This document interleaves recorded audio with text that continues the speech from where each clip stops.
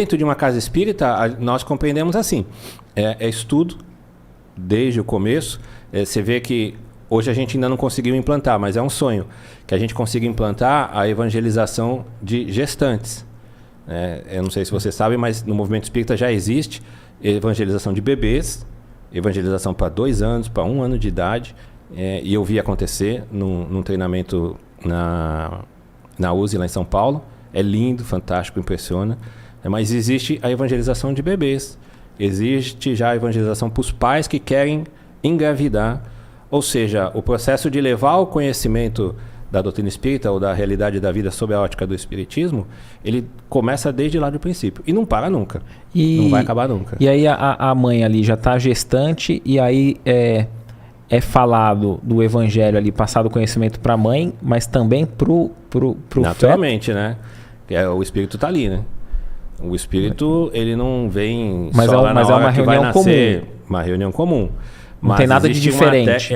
Existe diferença sim, né? No processo, no método que se utiliza. Se você pedir para que eu vá fazer uma evangelização de bebês, eu não vou conseguir. Tá. Criança de 2 anos, de 3 anos. E eu te garanto, eu assisti, não é qualquer um que consegue fazer o que eu vi aquela evangelizadora fazendo. Você precisa ter treinamento, você precisa ter tato, você precisa ter habilidade, você precisa se preparar para realizar aquela tarefa. Não é coisa que qualquer um faz. Desculpa. Então não é coisa que qualquer um faz. Mas é possível ser feito.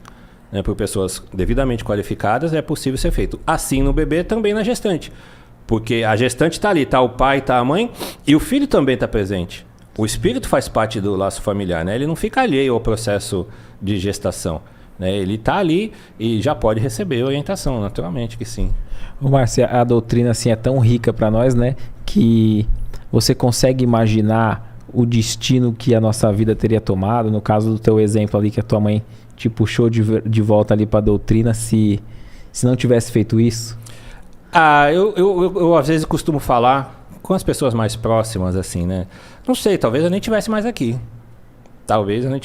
Não sei por que caminhos eu teria enveredado. Allan Kardec, ele nos ensina que nós temos condições, não de conhecer conscientemente as circunstâncias e os fatos das nossas vidas do passado, mas a gente tem total condição de conhecer a nós mesmos, analisando aquilo que a gente tem dentro da gente, o que a gente foi lá no passado. Aqueles atos, aqueles impulsos, aquele comportamento que hoje a educação que você recebe, a educação iluminada agora pela doutrina espírita, está te tornando uma pessoa melhor e você poda aquele comportamento, aquelas atitudes, você vai sufocando aquela maldade dentro de você, mas se ela está aqui, é porque no passado você vivia, né? É porque no passado eu era assim, eu fazia, eu tinha esse comportamento. Então, eu sei que não era coisa boa. Sim, eu tenho certeza que não era coisa boa. Então, eu agradeço a Deus por ter nascido dentro de uma casa espírita, porque talvez, se a orientação me pegasse no meio do caminho, com 15 anos, 20 anos, sei lá, talvez já era.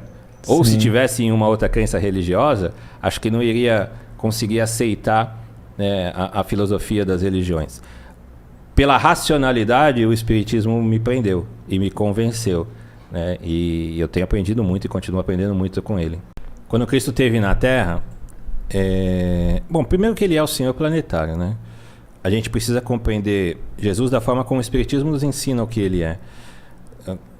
Quando se desprendeu do Sol, aquela massa de poeira cósmica, de detritos, né, de vapor, se desprendeu do Sol e passou a girar em torno do Sol, criando ali uma órbita, o Cristo recebeu de Deus, do Senhor da natureza, o Senhor de todas as coisas, a responsabilidade de ali criar um planeta e cuidar dos bilhões de almas que futuramente viriam habitar para levá-los até Deus, né? Então, quando a gente pensa em nosso Senhor Jesus Cristo, ele era de corpo como o nosso, mas de uma alma nada parecida com a nossa, né? Sei lá, se a gente podia falar que ele era como se fosse o carvalho, aquela árvore imensa, gigantesca, que dá sombra, que dá folha, fruto, e nós a sementezinha. Se você pegar a semente de um carvalho, você não vê o carvalho ali. Você fala, nossa, mas o que é isso? Esse monstro saiu dessa semente aqui. Então, o Cristo é a árvore pronta. Nós somos a sementezinha. Então, ele nos recebeu e vem trabalhando por nós ao longo desses milhões de anos. E um dia, ele pessoalmente veio à Terra para nos ensinar o caminho da verdade, do amor, da vida, o caminho da felicidade. Era como se ele dissesse assim: olha, vocês querem ser felizes? O caminho é esse aqui. Faz isso aqui, que o que te espera ali na frente é a felicidade plena. E no meio desse monte de ensinamento que ele nos deixou, ele falou a respeito das muitas moradas do Pai. Ele disse: olha, na casa do meu Pai há muitas moradas. Não fosse assim, eu já o teria dito. E com o Espiritismo, a gente conseguiu compreender o que ele estava querendo dizer dessas muitas moradas. Quando a gente olha para o espaço, o Éder, aqui não dá para fazer muito isso, né? Porque muita poluição, muita nuvem, a gente não vê muitas estrelas. Mas principalmente no interior, quando a gente viaja para o interior, é estrela que não acaba mais, aquele universo infinito, todo estrelado. Tudo aquilo dali são corpos celestes que viajam no espaço. E pelo que os Espíritos nos ensinam, todos, sem exceção, habitados. Todos, a vida pulula. A vida não para, ela é vasta, ela é infinita, ela povoa todo o espaço universal. Porque a casa de Deus o que é? É o universo. É o universo. E essas estrelas foram colocadas lá para quê? Para a gente ficar olhando para elas? Não foi, né? Ela tem uma finalidade. Deus não faria algo inútil. Nem nós fazemos nada inútil, né? Ninguém constrói um prédio imenso para usar um apartamento só e o resto deixar vazio. Ninguém faz isso. Então, se nós não fazemos isso, imagina o Senhor do Universo, né? Então todas aquelas casas deles são habitadas. São habitadas, têm vida, têm seres inteligentes, alguns muito melhores do que nós, outros iguais a gente, outros inferiores a gente, mas todas elas habitadas. E aí veio o Espiritismo trazer para nós o que significava aquele ensinamento do Cristo de uma forma muito mais clara. Lá no livro Evangelho segundo o Espiritismo, logo no começo do Evangelho, tem um capítulo que fala sobre isso. E talvez Allan Kardec ele era pedagogo, ele era professor. E talvez o fato dele ter colocado aquilo logo no começo tinha uma intenção, que eu imagino, só imagino, que tenha sido mudar o nosso ponto de vista. Você começa estudando o livro O Evangelho, ele começa lá falando sobre Jesus Cristo, sobre a realeza, sobre a sua natureza, fala sobre as 3 revelações, né? Fala um pouco sobre o ponto de vista, e logo na sequência já coloca as muitas moradas. Por quê? Talvez porque ele queria que desde o começo a gente começasse a mudar o ponto sobre o qual a gente enxerga a nossa vida aqui na Terra. Não ficar olhando só para o nosso berço e nosso túmulo, esse espaço restrito, né, que separa aqui o nosso berço do nosso túmulo. Não. Mas olhar para o espaço universal, olhar para a vida imortal que temos, olhar... Porque sem a imortalidade, os ensinos do Cristo não fariam muito sentido, né? Jesus já havia reencarnado outras vezes, ou essa que nós conhecemos ali no Novo Testamento foi a primeira e única vez que Jesus esteve na Terra? Não, naturalmente que não, né? Nosso mestre, nosso Senhor, ele conquistou essa posição à custa de seu esforço. Ele não teve nenhum privilégio, né, na criação de Deus. Ele chegou aonde chegou, naturalmente que passando pelas experiências e vencendo todas elas. Ele é o que é hoje, porque conquistou isso, porque mereceu, né? Chegou nesta posição, óbvio, com a misericórdia do Criador, com a bondade, com todos aqueles que os auxiliaram, mas não há privilégios, né? Deus não cria anjos, né? Ele criou todos de forma igual, simples e ignorantes, e nós vamos evoluindo conforme os nossos esforços e pela força das coisas também. Quando a gente não evolui pelos esforços, a força das coisas vem e empurra, que é pra gente crescer. Mas esse processo de evolução dele se deu na Terra ou em outros? Não, né? Na casa do Pai há muitas moradas, né? Sim, sim. A Terra foi uma morada que ele mesmo criou. Perfeito. O próprio Cristo criou. Habitamos nós aqui, aqueles espíritos que são primitivos da Terra, aqueles que tiveram aqui as suas primeiras encarnações como seres humanos. Emmanuel fala disso no livro A Caminho da Luz. No livro A Caminho da Luz, Emmanuel comenta a respeito disso. Os espíritos que vieram primitivos aqui da Terra e outros que vieram de outros mundos, intelectualmente já melhores do que o nosso, mas moralmente ainda atrasados. Aqueles mundos atingiram determinados estágios de evolução em que estavam se tornando melhores. O bem começaria a suplantar o mal. E aqueles milhões de almas rebeldes que não acompanhavam aquela evolução da grande maioria desse planeta, né, dessa região, foi transportado para cá, com uma dupla finalidade, né? Ajudar os que eram primitivos aqui, as raças primitivas do nosso planeta, para que eles avançassem intelectualmente e, ao mesmo tempo, aprenderem à custa de um trabalho penoso, à custa de um trabalho duro, né? Aprender a desenvolver o sentimento de amor. A Caminho da Luz, Emmanuel fala bastante a respeito disso. Ele diz que esses que vieram aqui ajudar a Terra, eles vieram de uma região do espaço, de uma constelação chamada Capela, e onde quase todos os planetas que rodeavam já tinham alcançado melhoras morais bastante consistentes, né? Eram mundos bem mais felizes. E de lá, essa grande massa de espíritos rebeldes veio para nós aqui. Foram aqueles povos mais inteligentes do passado que deram um grande avanço intelectual e cultural para a Terra, né? Que estabeleceram os princípios da civilização lá na nossa história. E muitos deles, segundo também Emmanuel, conforme está lá no livro, já voltaram, né? Depois de muitos séculos. Seria aqueles povos do egípcio, esses conhecimentos? Segundo Emmanuel, eles se estabeleceram na região da Ásia, principalmente na região da Ásia, ali na Índia, no Egito, em Israel, e acabaram se estendendo um pouco para a Europa também, onde formaram os povos arianos, deram origem às raças brancas, né? E dali se espalharam para o mundo.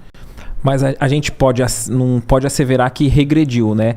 Porque o Espiritismo diz que o espírito não retrocede. Mas como que a gente pode compreender essa questão do espírito estar habitando uma morada mais elevada e depois ele vir... Seria mais ou menos como se hoje nós fôssemos... Eles não regrediram, eles mudaram de casa, né? Sim. Foram forçados a mudar de casa. Não foi uma mudança desejada, né? Mas eles foram forçados. Inclusive foi daí que surgiu aquela lenda, aquela crença, né, do paraíso perdido. Foram expulsos do paraíso porque cometeram pecado, não podiam mais morar lá, daí foram exilados, tiveram que conquistar o seu sustento através de um trabalho pesado, árduo, difícil, né? Ou seja, é reminiscência daqueles povos que não lembrava conscientemente do que era aquele mundo de onde eles vieram, mas guardava no íntimo da alma aquela saudade, né, da terra, do lugar onde eles não podiam mais habitar.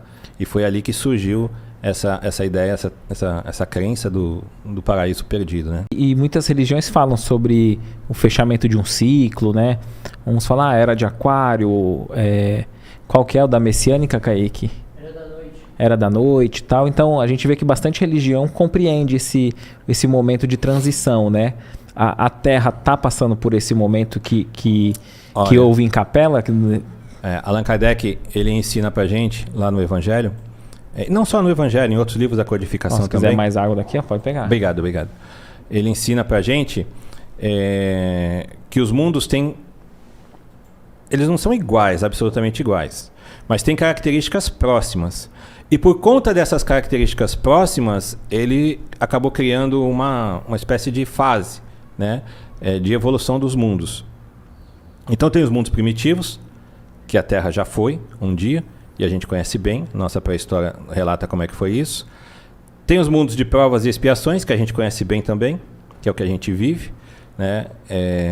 Os mundos primitivos são destinados às primeiras encarnações dos espíritos na condição de seres humanos. Os mundos de provas e expiações, já existe uma evolução, intelectual que seja, mas já há uma evolução, já há um progresso, nós não somos mais primitivos. Às vezes a gente se parece com primitivo, mas não somos mais. Principalmente no trânsito, né? Nos estádios de futebol. Isso. É uma pena. Às vezes a gente, né, deixa esse ser primitivo vir à tona ainda. Mas nós já não somos mais primitivos, né? A gente já tem uma noção de civilização, bons sentimentos já começam a se desenvolver na gente, alguns são capazes de sacrifícios em favor do próximo. Então já existe um progresso, já existe uma evolução. Nos mundos de regeneração, onde o mal começa a ser sufocado pela presença dos bons. O bem aqui na Terra, ele já existe, ainda que de forma esparsa, mas muito timidamente. O mal domina. O mal domina. A delinquência, a corrupção, o crime, a vaidade, a ambição, o orgulho, todos os nossos defeitos do egoísmo ainda imperam, infelizmente. Por isso que a gente sofre tanto. Nos mundos de regeneração, o mal ainda existe. Ele não foi extirpado, mas ele é sufocado. As almas que lá habitam trabalham incessantemente para se tornarem seres melhores, né? E quem não se adapta, segundo os espíritos nos ensinam, volta para os mundos de provas e expiações. Depois de regeneração tem os mundos felizes, onde o mal foi suplantado, e acima dele os celestes, onde só tem espíritos puros, né? Aqueles que atingiram o grau máximo de evolução. Então nós aqui na Terra, eu gosto de falar isso, mas tem gente que não gosta de ouvir. Não tem ninguém atrás da gente, cara. Só os primitivos. Só os caras da caverna. Né? Então, nós estamos ainda no princípio da evolução. A gente está nos primeiros degraus da evolução. Nós estamos começando. Né? Você veja que a gente, muitos de nós, ainda nem acredita que Deus existe. Ou não sabe, não tem certeza. Talvez sim, talvez não. Então a nossa noção de vida, de imortalidade, de bem, de amor, ainda é bastante acanhada. Muito acanhada, né? E por isso que a gente sofre tanto. A gente tem muito mais a percorrer do que já percorremos, né? É isso aí. É isso aí. Atrás da gente não tem ninguém. Os mundos são habitados, né? A gente vê a NASA mandando um aparelho ali para a Lua, para Marte. E por que os aparelhos ali não captam seres ali que a gente possa observar? Essa é uma pergunta interessante, mas olha só. Na Revista Espírita de 1858, no mês de março, o Allan Kardec ele tem o relato de um espírito que morava em Júpiter. Eu não lembro o nome do espírito, mas está lá. Depois o pessoal procura lá, vai encontrar. E ele fala um pouco da vida de Júpiter, como é que é. Das organizações, da estrutura, do ambiente, do ar, dos corpos, né? Eles não rastejam como a gente tem que andar pisando no chão, né? Lá eles flutuam, como pássaro no ar, como peixe no mar, acho que é essa a expressão que ele usa. No livro Cartas de uma Morta, que foi escrito pela mãe de Chico Xavier, espírito, depois de desencarnada, ela também relata a vida em mundos melhores. Ela fala de Saturno. Ela fala da vegetação, ela fala do povo, ela fala... são ambientes melhores. E teve agora não lembro qual dos dois que foi, que me chamou bastante atenção, porque quando ele fala da morte, o processo de morte lá não causa nenhum pânico, não causa dor, porque é muito natural. Entrar na vida, sair da vida... na Revista Espírita, falando de Júpiter, ele diz que a existência lá da infância é muito curta, é alguns meses do nosso tempo aqui na Terra, e o tempo de encarnação, em média, 5 séculos do nosso aqui. Né? E acho que é lá mesmo que ele fala a respeito da morte, da desencarnação.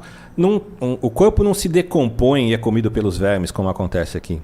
Porque a natureza da matéria que é composto o planeta Júpiter, o espírito desencarna, lá eles são encarnados, são matéria, eles se unem à matéria também, mas a matéria não é tão bruta quanto a nossa. Não é assim como a nossa. E quando eles deixam o corpo desintegra. Então o processo de desencarnação não é decomposição para ser comido pelos vermes, é uma desintegração. Interessante. Então, o que eu imagino que seja, Éder, é a natureza da matéria diferenciada da nossa. Continua ainda sendo um mundo material, mas nada que a gente consiga compreender como matéria. E entendi, é uma matéria mais sutil. Alguma coisa mais sutil. Que a nossa percepção, seja dos nossos aparelhos, quanto o nosso ocular mesmo. Todos os nossos aparelhos são criados para agirem, para perceberem, para dentro dos nossos sentidos, né? A nossa matéria aqui, que é o que se conhece, que é o que a nossa ciência conhece, né? Fora disso aqui, não consegue captar. Louco, né? Então pode estar passando um robozinho em Marte lá, mas tá cheio de vida ali. Talvez Marte igual não, os espíritos aqui, né? Segundo a Júpiter, a revista né? Espírita, é Júpiter. Marte é um mundo pior que o nosso. Segundo o que consta lá na revista Espírita, Marte é ainda mais atrasado que o nosso. Olha. Espíritos das piores ordens habitam lá. Agora Júpiter, Saturno, eles citam como mundos melhores. Vênus também.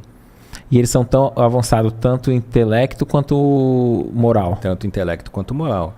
Na área do intelecto, eles fazem algumas considerações a respeito da capacidade de raciocínio matemático, de conhecimento astronômico, que impressiona. E não é coisa que é de alguns dos habitantes, é generalizado. Eu nunca vi, porque o Kardec relata, na Revista Espírita, que esse espírito trouxe diversos desenhos sobre o planeta de Júpiter. Desenhou construções, inclusive o Kardec menciona que eram construções belíssimas, que nada se comparava com o que tinha aqui na Terra. Só que eu nunca vi esses desenhos. Não sei se isso foi lançado, não sei se existe, não sei se tem livro. Ele relata a ideia e o desejo de que aquilo um dia virasse livro e tal. Mas realmente não sei, ou se perdeu. Eu vi uma vez um desenho, acho que era da casa de Mozart, que tinha uma construção com símbolos e tal. Eu vi um rascunho, eu não sei se saiu de alguma obra dessa. É. Mas com relação a desenhos, tem também num livro, não é Igorina, que ela desenha o nosso lar. Pronto, essa é a questão do nosso lar. Cidade no Além. Cidade no Além. Isso, é. Eu não lembro quem foi o espírito. Acho que foi junto com o André Luiz. Mas esse livro eu já li. Lá tem, de fato, desenho. Acho que ela vai em desdobramento, né? Só que ela não era uma desenhista. Então ela vai no desdobramento, depois volta e é muito bonito. E põe ali mais ou menos desenho. O que a gente pode... Inclusive o pessoal da Mocidade lá no centro fez uma maquete do nosso lar. Olha. Montou com cartolina, papelão, isopor, essas coisas assim. Montou uma maquete, ficou muito legal. Que legal. Durante o tempo ficou exposto lá. Agora estão montando uma outra cidade. Não sei qual é o nome da cidade espiritual, mas é muito legal. Bacana. E falando nessa questão das colônias, né, do nosso lar, assim, quando Jesus fala muitas moradas na casa de meu pai, a gente também pode compreender que seja essas colônias, porque essa colônia espiritual não é um mundo propriamente dito, né? É uma cidade vinculada ao mundo, né? É uma cidade espiritual vinculada ao mundo. No caso que a gente conhece, é a vinculada à terra, que André Luiz traz pra gente com riqueza de detalhes. Sim, é claro que a gente pode entender assim. Podemos entender também que essas muitas moradas na casa de Deus é o próprio estado íntimo das almas, né? Não necessariamente um lugar circunscrito. E esse estado íntimo das almas, eles são absolutamente diferentes. Dependendo da nossa vida, do que a gente faz, do bem ou do mal que a gente planta, a gente constrói esse mundo íntimo, o céu ou o inferno. E entre o inferno mais doloroso e o céu mais sublime, existe uma variedade infinita aqui de matizes, né, de combinações, e que cada ser humano está vivendo, né? Você pode estar do lado de uma pessoa, qualquer duas pessoas estarem do lado uma da outra, e uma está num verdadeiro estado infernal, né? Pelos erros que cometeu, pelos crimes que acabou cedendo aos impulsos, pela maldade que deu para a vida vai devolver a maldade. A vida não erra, ela devolve para nós tudo aquilo que a gente dá para ela. E o outro, pela resiliência, pela resignação, pela fé em Deus, pelo amor, pela caridade, pela paciência, pode estar vivendo num estado de espírito celestial. Talvez habitem o mesmo ambiente, o mesmo lar, debaixo do mesmo teto, mas vivem em mundos diferentes, né? Perfeito. A gente pode encarar sobre essa ótica também. Que o mundo avança e progride, né? E aí os moradores aqui do planeta Terra estão nesse grau aí de provas e expiações, né?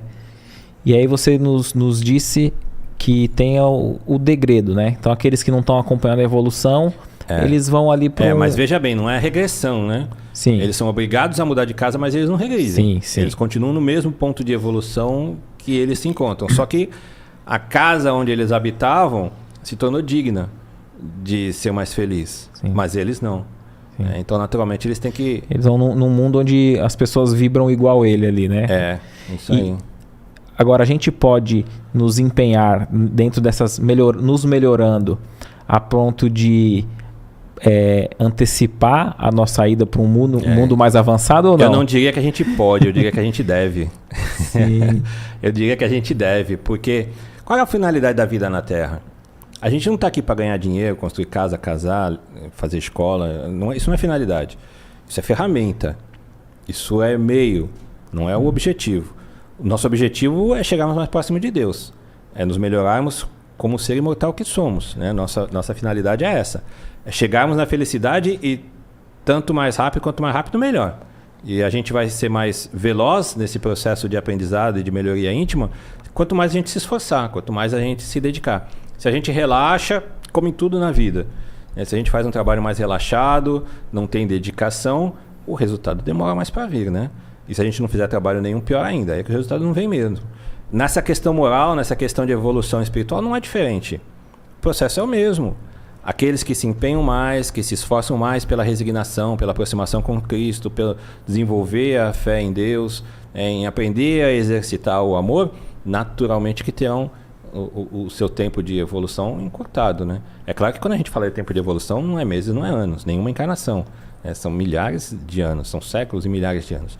Mas, naturalmente, quem se esforça mais, chega mais rápido, né? Perfeito. Quem prefere ficar na rebeldia, fica para trás. O pessoal, assim, cansado, né? Falando, eu não quero voltar mais para esse mundo, eu não quero voltar mais para cá. O que você poderia dizer, algo relacionado a isso? E assim, quando você descreve aí um mundo ditoso, um mundo avançado, lá tem alegria, não tem crime, as pessoas se amam, não tem as doenças que a gente tem aqui. Não tem as doenças, né? Aí assim, é como se fosse uma propaganda assim, todo mundo fala assim, eu quero ir pra lá, né? Fica assim, eu quero, como se fosse aquela propaganda de condomínio. Eu também gostaria de ir pra lá. Eu quero ir pra lá. E aí, Deus seria injusto ou esses habitantes de lá percorreram o que nós estamos percorrendo? Então o que os Espíritos nos ensinam é que as portas estão abertas, né? Ninguém foi privilegiado, nenhum deles. E nem nós estamos esquecidos, de forma alguma. As portas estão abertas. Todos os ensinamentos que os Espíritos nos dão é de que a gente pode, e aliás, deve... Quando Cristo falava assim, né, do reino dos céus, e ele prometia o reino dos céus para aqueles que fossem bons, para aqueles que conseguissem ouvir, é isso que ele estava falando. Né? Qual que era a proposta do Cristo? Não era nos levar para o reino dos céus? Ele não queria que a gente se esforçasse para chegar lá? É isso. Né? Só que hoje os Espíritos... Desculpa. Só que hoje os Espíritos explicam de uma forma um pouco mais nítida, por conta da nossa evolução intelectual atual, a capacidade de compreender, né, coisas um pouco mais abstratas. Então eles deixam um pouco mais claro o que é esse reino dos céus, o que é esse estado de felicidade. Mas a proposta do Cristo permanece a mesma, não mudou. Ele quer que a gente vá habitar o reino dos céus. Quer que seja o reino dos céus esse estado íntimo, quer que seja um lugar circunscrito onde a gente vai morar. Mas ele quer que a gente vá para lá. Ele trabalha para isso. Porque um é a consequência do outro, né? Perfeito. Se a gente pega um ser primitivo e põe no mundo ditoso, não vai... Não vai adiantar, né? Não dá liga, né?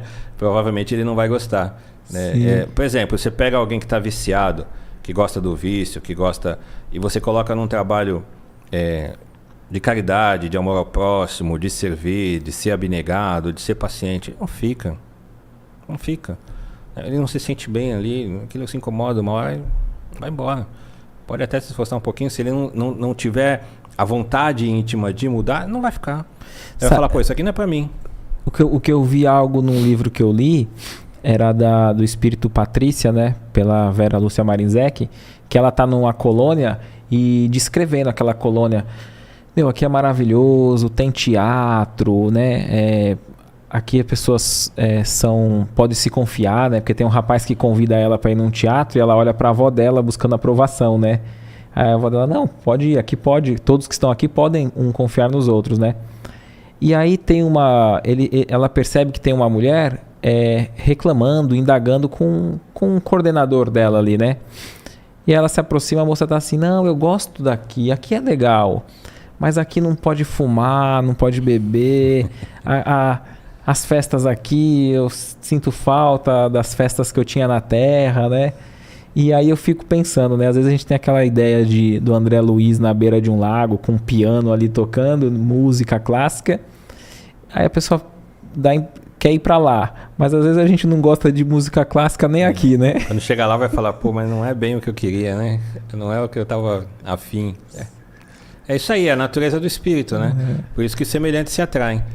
Nem todos nós, assim como as portas dos céus não estão fechadas para nenhum de nós, é necessário que a gente passe pela porta estreita para chegar lá. Se não tiver essa disposição íntima de passar pelo processo da porta estreita, a gente não está apto, habilitado, não é digno de pertencer àquele local, né? Não vamos conseguir lá residir. Você verá que o passaporte para essa morada aí do pai, né? Uma morada melhor. O passaporte melhor e mais rápido até é a reforma íntima. É isso aí. Se você quiser resumir em 2 palavras, é isso aí. A reforma íntima. E é um trabalho para a vida toda, né? Um trabalho duradouro que exige fôlego, que exige disposição, que exige decisão. Antes de tudo é preciso tomar decisão. Mas eu frequento a casa espírita. Mas eu coordeno os cursos. Eu escrevo livro. No livro Tormentos da Obsessão, o Manuel Filomeno de Miranda, ele relata né, a situação de diversos espíritas que foram companheiros nossos de ideal, que foram dirigentes, cada espírita que foi trabalhador, que desenvolveu diversas tarefas, estão internados num nosocômio, né, em situação dificílima, delicada. Então, não são as coisas exteriores, não é eu frequentar o centro, não é, eu fiz esse trabalho, eu fiz aquilo. É a essência da alma, ela mudou. Ela nos tornou seres mais amáveis para com o nosso semelhante, menos egoístas, né, menos orgulhosos. Ela fez com que a gente desenvolvesse um sentimento de fraternidade pelo nosso próximo, uma submissão à vontade do Criador, uma fé cada vez mais poderosa. Ela fez isso, então fez o trabalho dela.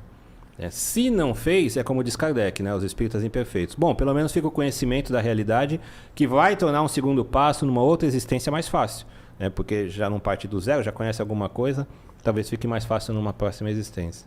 A gente pode dizer que o planeta Terra é uma prisão, um hospital, uma escola ou os três?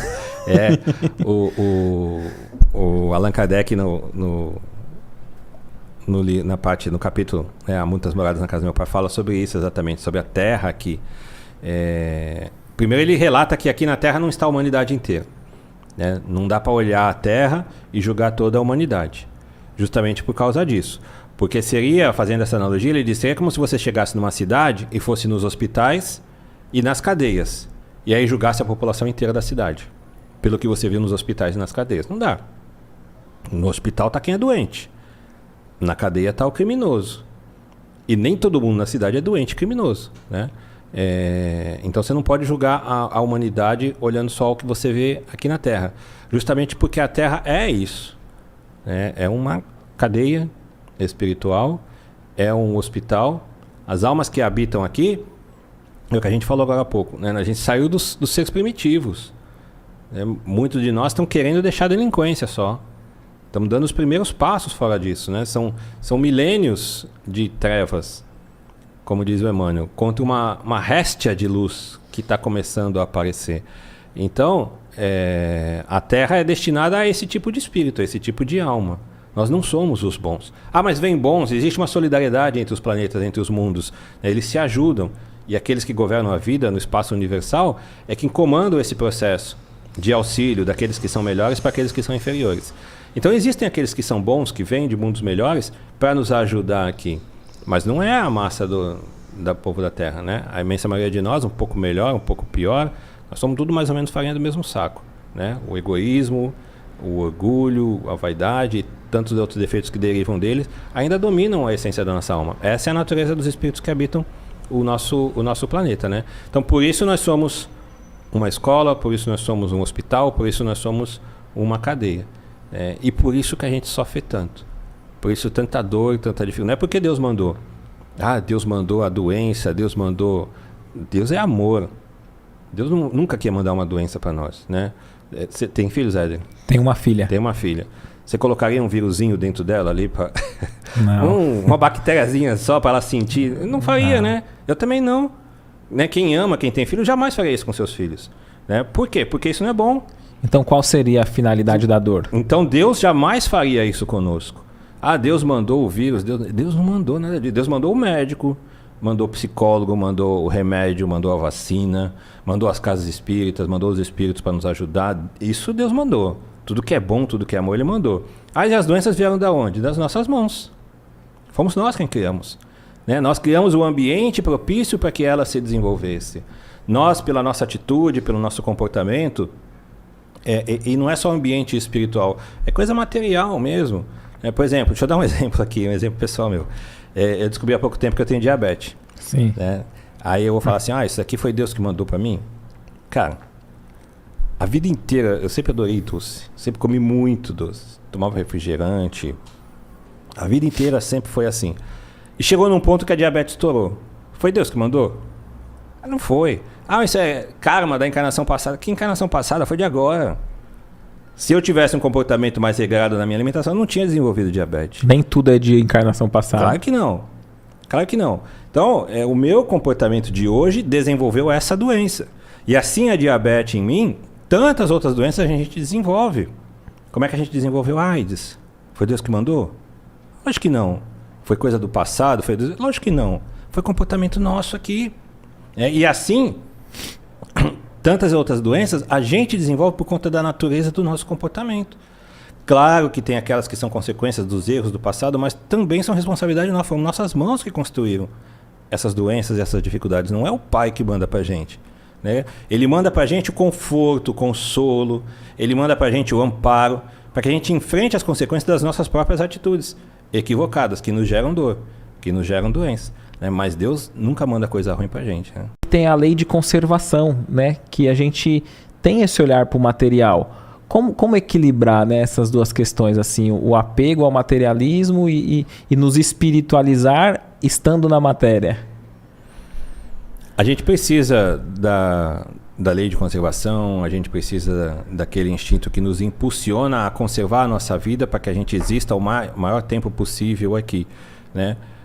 Porque se com essa lei a gente já encurta muitas vezes, às vezes nem é só pelo suicídio, né? Às vezes é pelo estilo de vida arriscada, às vezes violenta, agressiva. Às vezes a pessoa não se suicidou, mas estava andando a 120 no meio da cidade de carro. A chance de morrer é enorme, né? Imprudência, né? Não é programado, não é planejado, não é coisa de outra vida, são equívocos. Então, se mesmo tendo o instinto de conservação a gente já se mata, né, encurta a nossa vida tantas vezes, imagina se a gente não tivesse. E a gente precisa viver aqui. O espírito precisa estar vinculado a um corpo material, porque a forma como o Criador, na sua sabedoria infinita, ele entendeu que era necessário para que a gente desenvolvesse tanto a inteligência, pelas necessidades da vida material que ela vai nos impondo, quanto o sentimento, pela vida de relação que a gente vai desenvolvendo com as criaturas. Então a gente precisa disso daí. Só que conforme a gente vai desenvolvendo o nosso senso moral e o conhecimento da realidade das coisas, começa a mudar a ótica sobre a qual a gente analisa aquilo. Então, por exemplo, hoje a gente está falando sobre vida em outros planetas, a vida em mundos melhores, superiores e tal. Então, a ótica, ao longo do tempo, isso vai construindo uma ótica diferente, uma visão diferente no íntimo de cada um de nós. E os nossos interesses começam a mudar. A gente não perde o instinto de conservação. Mas a gente pode até, em alguns momentos, sacrificar algumas determinadas coisas, porque entende que o senso moral é mais importante, mais relevante. Eu vou dar um exemplo. Esse exemplo meu irmão deu na mocidade, foi algo parecido com isso no último domingo. Tem um pedaço de carne. Se nós somos selvagens, a gente precisa se alimentar. Quem for mais forte vai ficar com um pedaço de carne, porque vai se agredir e o mais forte provavelmente vai vencer. Vai ficar com um pedaço de carne. Conforme você desenvolve o senso moral, você fala, cara, eu não preciso agredir o outro. De repente eu posso dividir esse daqui, alimenta eu, alimenta ele, né? Talvez seja carne demais. Então você começa a ter uma ótica diferente e você não perdeu o instinto de conservação, mas começa a aumentar o teu senso moral. Aquele senso moral faz muito sentido para você. No passado não fazia nenhum. Você tinha carne, um monte de carne dava para dividir entre 10. E não faz diferença, você vai matar os 10 se for preciso, porque aquela carne é sua. Né? Você desenvolveu o senso moral, opa, peraí, eu posso dividir, né? Talvez a gente conquiste mais carne por aí junto, sei lá. Então você começa a mudar a ótica conforme a tua consciência moral ela avança, sem que você perca o instinto de conservação que continua ali. Teve um filme que descreve muito assim a sociedade nesse aspecto dessa ganância, né? Que era um elevador, acho que é o Poço, né? O nome, ô Kaique? Que não sei se você já viu, é um elevador, aí tem um monte de pessoas em cada andar. E aí eles colocam comida suficiente para todos de cada andar. Só que aí quem tá no primeiro ali pega muita comida demais. Aí quem tá lá no último morre de fome, porque não chega pra ele. E às vezes a gente não pensa por esse ângulo na sociedade, né? Que teria recursos. Enquanto nós somos extremamente egoístas, nós não pensamos. É o meu, é eu, sou eu, né? Se sobrar alguma coisa, é eu de novo. Então, e o trabalho do Cristo, trazendo o Evangelho, o trabalho do Espiritismo agora, o Consolador Prometido, é justamente isso, mudar o nosso ponto de vista. Fazer com que a gente compreenda que a vida aqui na Terra faz um sentido e a gente precisa valorizá-la. Mas sobre uma ótica espiritual. Ela se encaixa dentro de um contexto muito mais importante, muito mais relevante do que única e exclusivamente as coisas que a gente tem aqui no mundo terrestre, no mundo material. Que a vida espírita diz sobre criança especial com autismo? O que o Espiritismo poderia dizer nessa questão? Olha, Lídia, eu tenho certeza que se a gente for buscar nas obras do Espiritismo, a gente vai encontrar bastante informação a respeito disso, né? Eu nunca estudei especificamente esse tipo de doença e de limitação física, mas aqueles que passam por um processo de necessidades especiais na encarnação de agora estão naturalmente em processos de prova ou de expiação. A prova é quando a gente está passando por experiências que têm a finalidade de nos tornar seres melhores lá na frente. Eu vou tentar explicar com um exemplo. Uma vez, Nécio Antônio Alves estava fazendo uma palestra faz tempo, 20 anos, 30 anos, não sei. Ali em São Vicente, no Henrique Oswald, né, no Centro Espírita Redenção. E tinha um colega da nossa mocidade que ele tinha o corpo todo deformado.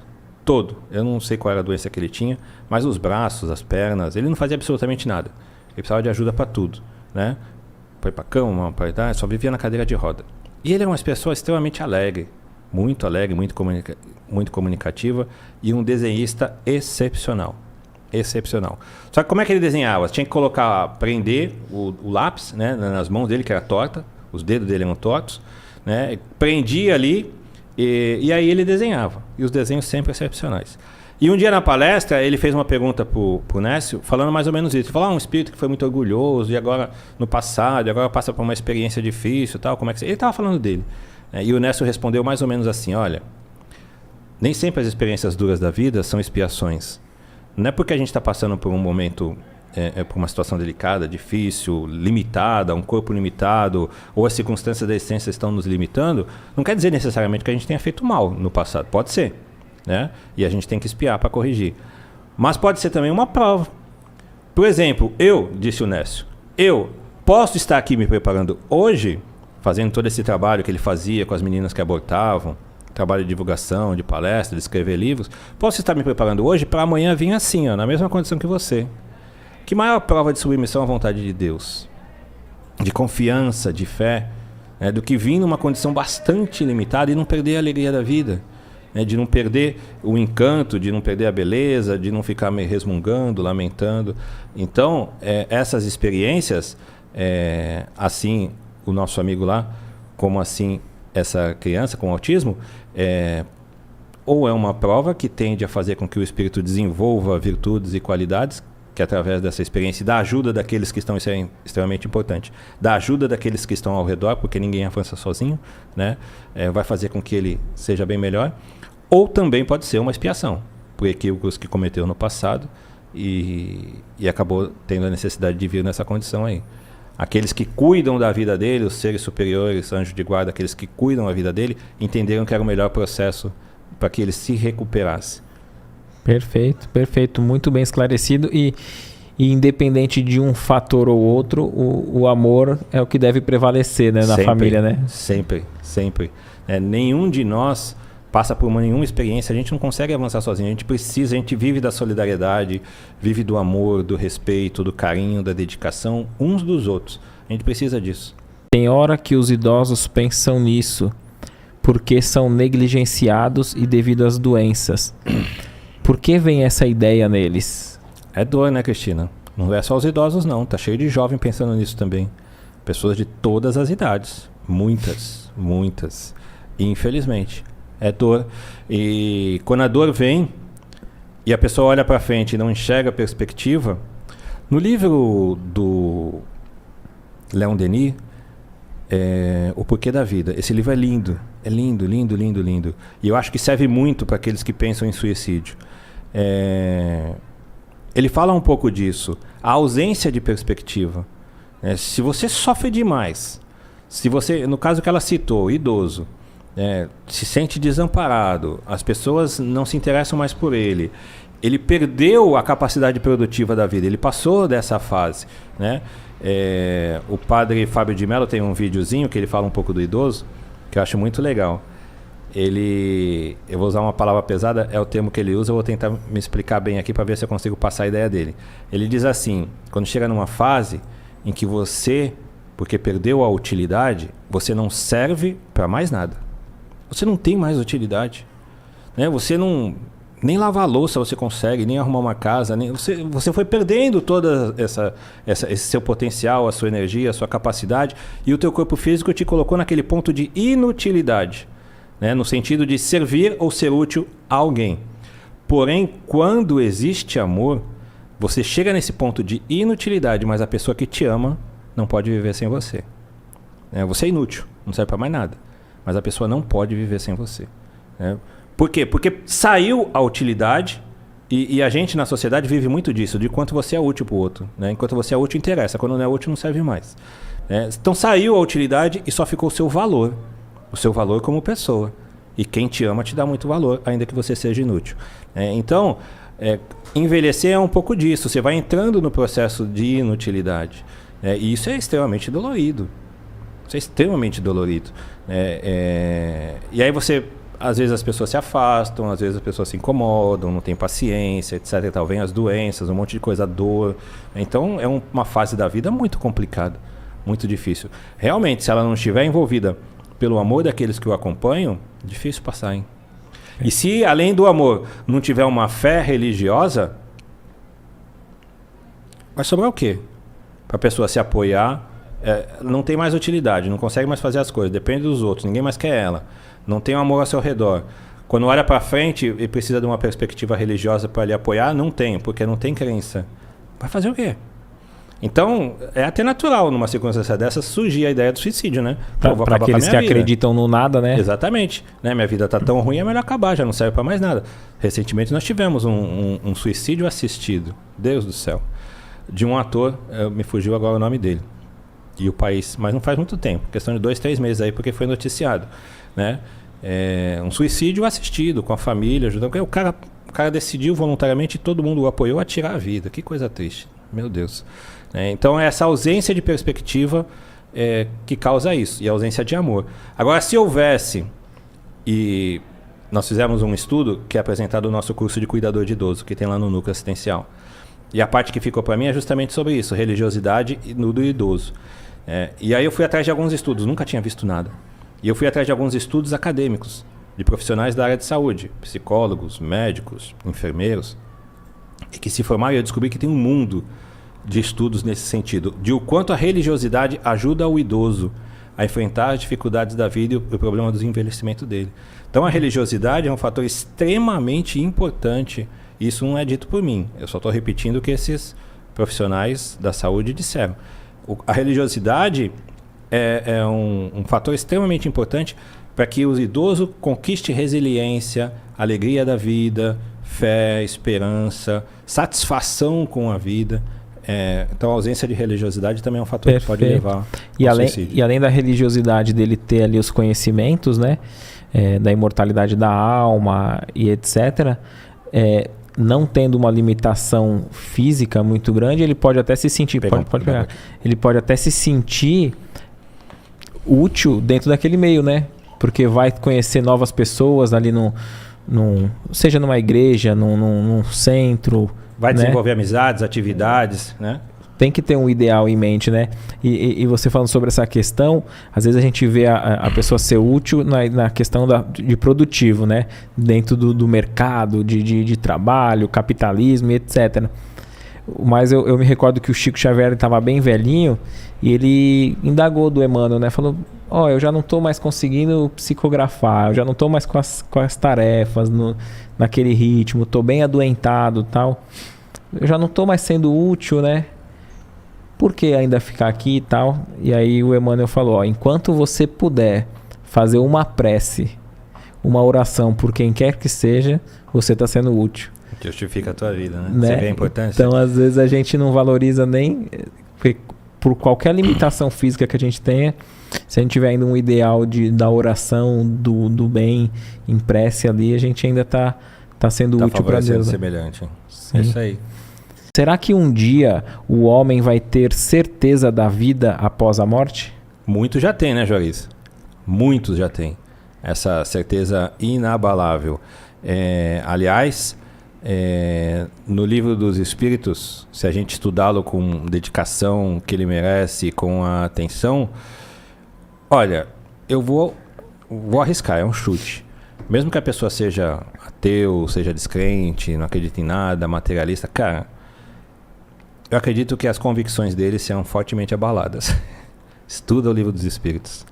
Ali vai encontrar toda a filosofia da doutrina espírita, toda a razão da existência e toda a explicação do porquê da vida da nossa vida imortal, de Deus, da existência de Deus, por mais materialista que seja, se estudar assim de forma desarmada, Sim. eu acho que ele vai se sentir fortemente abalado, se não convertido. Então fica o desafio aí para todos que, que estão tendo contato com esse vídeo, né? Que vai estudar o Livro dos Espíritos. Porque às vezes a gente tem até um preconceito com as religiões por conta dos escândalos que o próprio homem, né, pela sua inferioridade, acaba vindo à tona em todas elas, né? Não falando negativamente de qualquer uma, porque tem erros e equívocos até mesmo de espíritas, né? Então, assim, mas eu acho que às vezes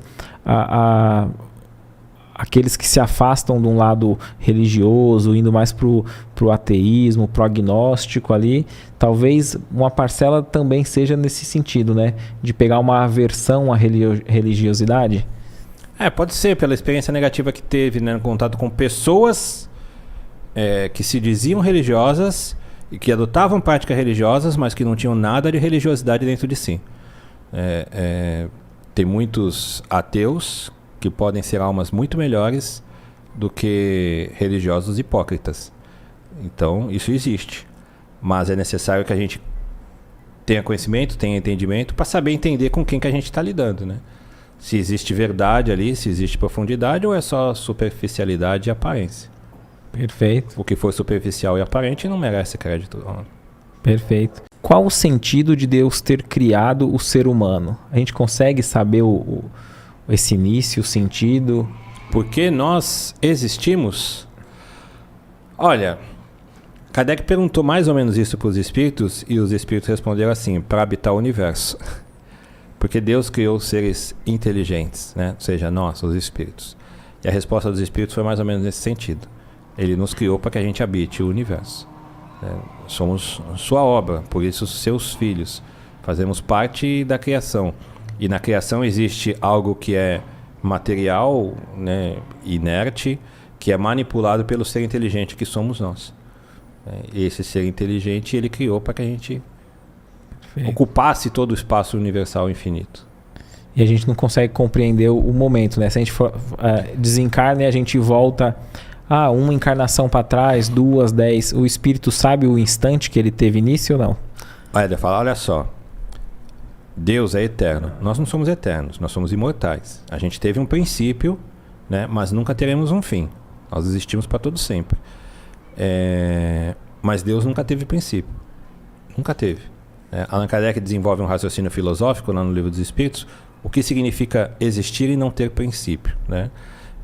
Depois procura lá no Livro dos Espíritos, que é muito interessante. Então Deus é eterno, sempre existiu. E como não dá para imaginar um Deus ocioso, ele sempre esteve trabalhando, sempre esteve criando. Então desde toda a eternidade sempre existiu a criação. Sempre existiram os seres inteligentes, o espaço universal infinito, tudo sempre existiu, desde toda a eternidade. Então, é impossível a gente se perder nesse raciocínio, nós nunca vamos conseguir chegar a lugar nenhum, né? Agora, nós fomos criados em que momento? A partir de um determinado momento, que a gente não sabe, a gente não tem consciência, mas com certeza já faz muito tempo. Para esse ponto que a gente está hoje, de intelectualidade e já desenvolvendo algum senso moral, a gente já existe há muito tempo mesmo. Quando foi exatamente... A gente não tem como saber, né? Talvez do outro lado da vida, quando a gente for espírito muito melhor, talvez a gente compreenda a nossa própria criação. Perfeito, interessante. Até onde o espiritismo pode ter o embasamento bíblico? Aqui ele diz, na questão do Apocalipse, interpretado pelos evangelhos como o fim dos tempos. Por exemplo, como o espiritismo encara essa questão? O fim dos tempos é o que a gente está vivendo hoje. É o processo de encerramento de um ciclo de evolução. O Apocalipse de João, eu não tenho intimidade com o Apocalipse de João. Conheço superficialmente. Mas pelo pouco que li e por tudo aquilo que a gente estuda na doutrina espírita, aquele Apocalipse era uma previsão do que está acontecendo hoje, né? Os tempos são chegados. Antigamente os espíritos falavam, virão os tempos. Agora eles já falam, os tempos são chegados. Já chegou, a gente já está aqui, né? O processo de separação do joio e do trigo, daqueles que vão merecer a oportunidade de continuarem na Terra, porque a Terra há de se transformar e vai se transformar num mundo melhor, esse processo de seleção já está acontecendo. dos espíritos encarnados aqui, que somos quase 8 bilhões, como dos desencarnados, segundo André Luiz, 3 vezes mais desencarnados. Então essas almas já estão sofrendo um processo de separação. Mas isso não é assim, olha, a gente dorme hoje, dia 8 hoje, né? 7. Dia 7, né? Amanhã, dia 8, sofreu o processo. Não, esse é um processo que vai demorar aí séculos para acontecer, mas a gente já vive ele. Nós estamos vivendo o fim dos tempos, aonde esse ciclo de evolução do planeta se encerra. Vamos deixar de ser um mundo de prova e expiação e passaremos a ser um mundo de regeneração. Um mundo feliz? Ainda não. O mal ainda existe no mundo de regeneração, mas o mal é sufocado intimamente pelas pessoas e coletivamente pela sociedade e por todas as instituições. O mal já não é mais aceito. Ele não é mais cultivado e adorado. Hoje o mal aqui na nossa Terra, da forma como a gente vive, ele é cultivado.